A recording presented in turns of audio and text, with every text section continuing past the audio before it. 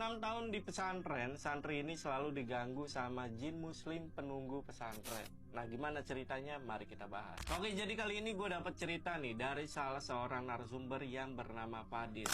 Dia ini menceritakan kisah horornya selama mondok di salah satu pesantren yang ada di Jakarta. Nah, Fadil ini selalu dapat gangguan oleh penunggu pesantren. Gangguannya apa aja yang dirasakan oleh Fadil? Nah, cerita ini berawal dari Fadil yang masuk ke pesantren di tahun 2008 di salah satu pesantren di Jakarta bareng sama adiknya. Nama adiknya Fadil ini Farid, guys. Nah, asramanya ini memiliki 5 lantai. Nah, Fadil ini berada di lantai paling atas dan berada di kamar paling ujung. Sedangkan adiknya itu berada di lantai 4. Baru-baru awal masuk pesantren, Fadil ini sering dengerin kisah horor dari seniornya. Nah, mulanya Fadil nggak percaya, guys. Dia justru nantangin sosok itu untuk muncul di hadapannya. Tapi nggak lama setelah itu, salah satu temennya yang bernama Zaki ini cerita ke Fadil kalau dia ngeliat sosok cewek kepala buntung dengan rambutnya yang menjuntai di dalam kamar mandi. Nah, mendengar cerita Zaki ini, awalnya ya Fadil ini tetap gak percaya. Sampai tibanya di malam hari, Fadil mimpi ngedengar suara seseorang dari luar kamarnya. Dan suaranya itu kayak suara orang lagi latihan paskibra, guys.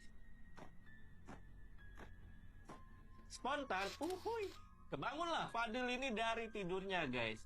Nah, dia pikir malam itu suaranya emang cuman ada di mimpi aja. Tapi ternyata suaranya itu masih kedengeran jelas waktu Fadil bangun dari tidurnya.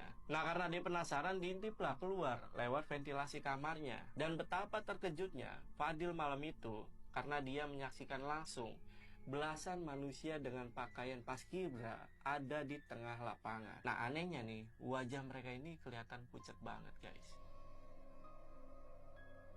Gak cuma itu aja kejadian horor yang Fadil alami selama tinggal di asrama. Karena pernah ada satu kejadian waktu Fadil lagi di kamar mandi. Tiba-tiba aja dia ini ngerasa kalau bajunya itu ditarik kenceng banget. Sampai-sampai Fadil ini nggak bisa gerakin tubuhnya sama sekali, guys. Dan di momen itu juga Fadil ini sempat ngeliat bayangan ibunya di sana. Tapi guys, sosok ibunya Fadil ini lambat laun itu menampakkan wujudnya yang menyeramkan. Kedua matanya itu melotot dan terus menatap ke arah Fadil. Dengan perasaan panik gitu ya, Fadil ini cuma bisa baca segala jenis doa dengan harapan bisa lepas dari tarikan tersebut. Dan bener aja guys, gak lama dari itu Fadil ini mulai bisa gerakin tubuhnya. Dan tanpa pikir panjang lagi, ia pun langsung lari ketakutan dan masuk ke dalam kamarnya. Lalu sejak kejadian itu terjadi, keesokan harinya Fadil ini mendadak sakit.